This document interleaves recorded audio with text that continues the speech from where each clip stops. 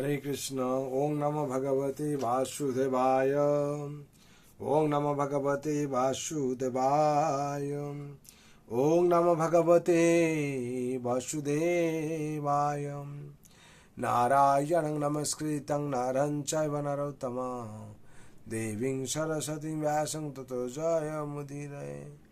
नमश्च प्रायेषु अवद्येषु नित्यभगवते सेवया भगवते उत्तम श्लोके भक्ति भवति नैष्टिके।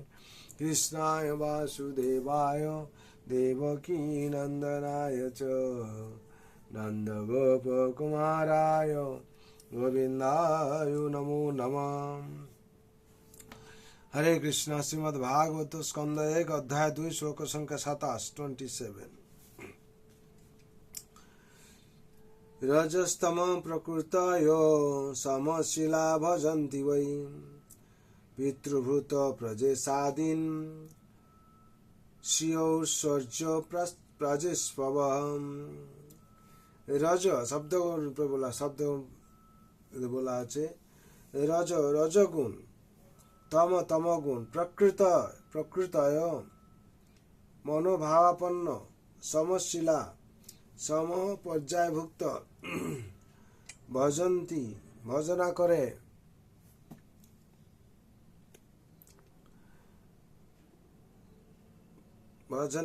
बही प्रकृत पक्षे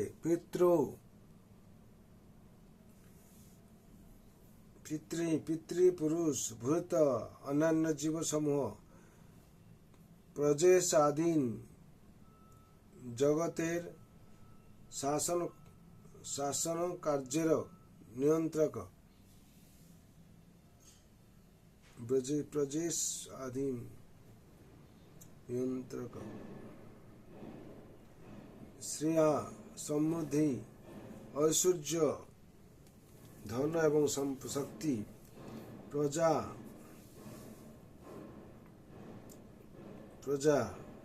ईश्वर यही वासना करे।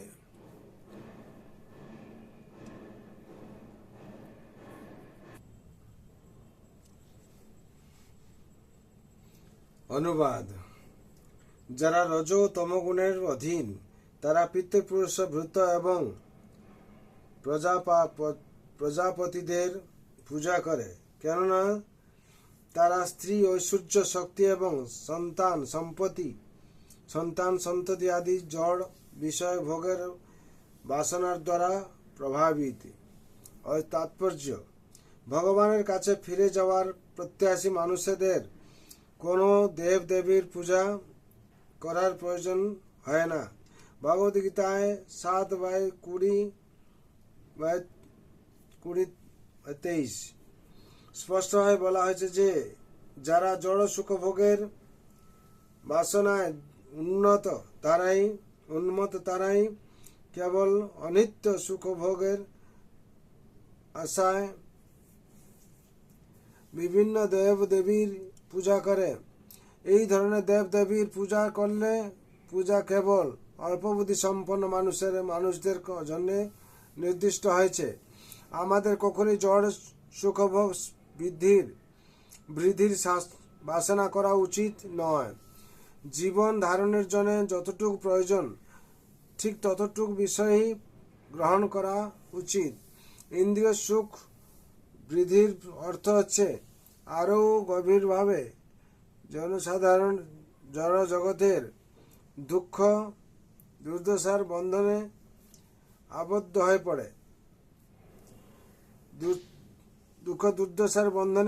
হয়ে পড়া, অধিক ঐশ্বর্য, অধিক স্ত্রী সন্তান সম্ভোগ এবং মিথ্যা অভিজাতের আকাঙ্ক্ষা তারাই করে যারা জড় জগতের প্রতি আসক্ত। এই ধরনের অল্পবুদ্ধি সম্পন্ন মানুষেরা জানেন না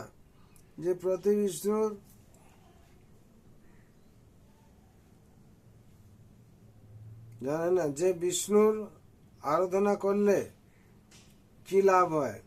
বিষ্ণুর আরাধনা করলে এই জীবনে তো লাভ হয়, উপরন্তু মৃত্যুর পরেও লাভ হয়।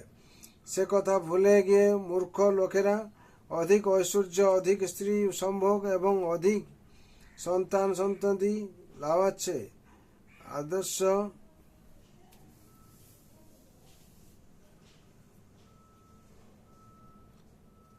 লাভের আশার বিভিন্ন দেব দেবীর পূজা করে। জীবনের উদ্দেশ্য হচ্ছে জড় জাগতিক দুঃখ দুর্দশার নিবৃত্তি করা, সেগুলি বর্ধিত করা নয়।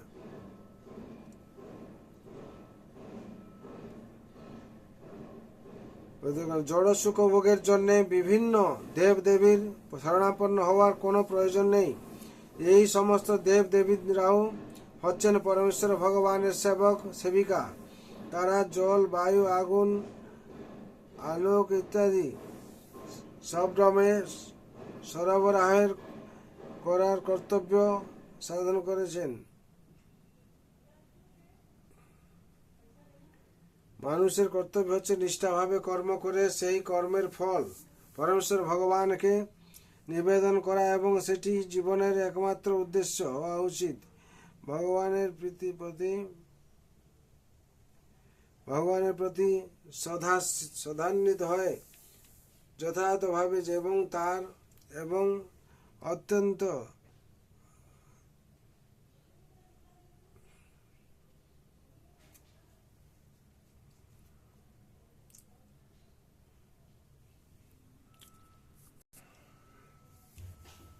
তারা জল, বায়ু, আগুন, আলোক ইত্যাদি সরবরাহ করার কর্তব্য সাধন করেছেন।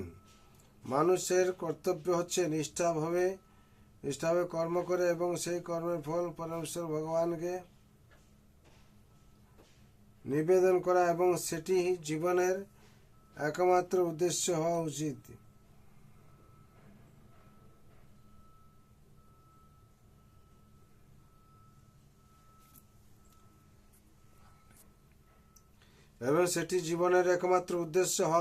ভগবানের প্রতি শ্রদ্ধান্বিত হয়ে যথাযথভাবে এবং অত্যন্ত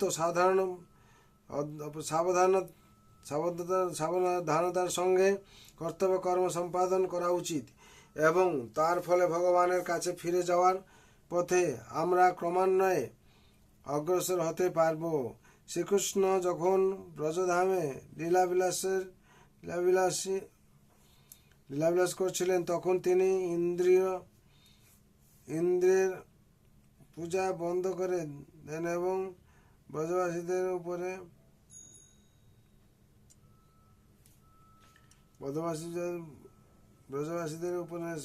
উপদেশ দেন এবং তারা যেন ভগবানের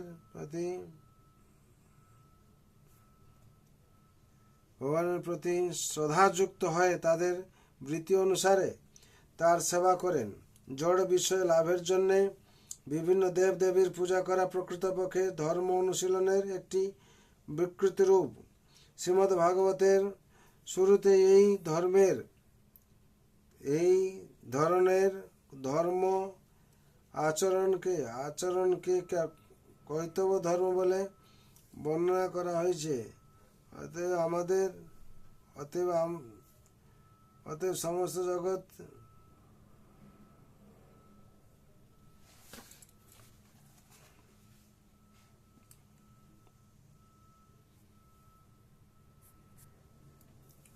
সমস্ত জগতে কেবলমাত্র একটি ধর্ম রয়েছে এবং সকলেরই কর্তব্য হচ্ছে সেই ধর্ম অনুশীলন করা এবং তা হচ্ছে ভগবত ধর্ম অথবা একমাত্র পরমেশ্বর ভগবানের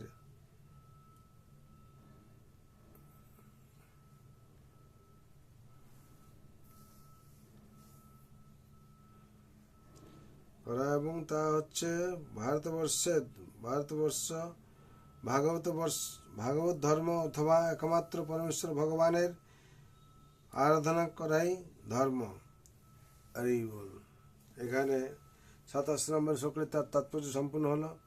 বিশেষ করে এখানে বলা হচ্ছে যারা রজ তমগুণের অধীন তারা পিতৃপুরুষ, ভূত এবং প্রজাপতিদের পূজা করে, কেননা তারা স্ত্রী, ঐশ্বর্য, শক্তি এবং সন্তান সত্যি সন্তুষ্টি যদি হয়, যদি জড়া বিষয়ে ভোগের বাসনার দ্বারা প্রভাবিত।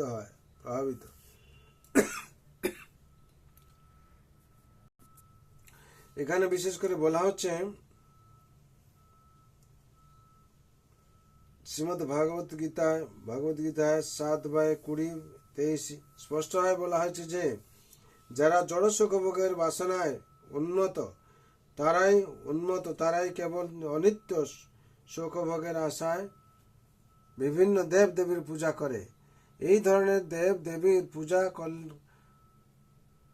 কেবল অল্পবুদ্ধি সম্পন্ন মানুষদের জন্যে।